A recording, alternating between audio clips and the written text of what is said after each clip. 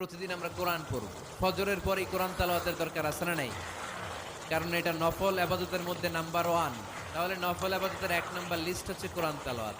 এই কোরআন তেলাওয়াত করে আমরা আল্লাহর কাছে যেতে পারি। লিস্ট নাম্বার 2 তাহাজ্জুদের সালাত। রব্বুল আলামিন বলেন ওমিনাল লাইলি ফাতাহাজ্জাদ বিহি নাফিলাতান লাকা আসা আন ইয়াবআসাকা মাকামান মাহমুদা।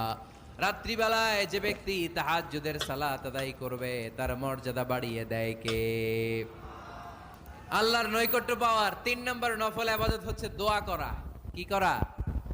দোয়া করতে রাজি আছেন তো সবাই? দোয়া কিন্তু অনেক পাওয়ারফুল।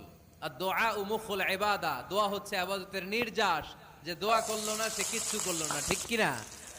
যার দোয়া মিস তার সব মিস, ঠিক কি না?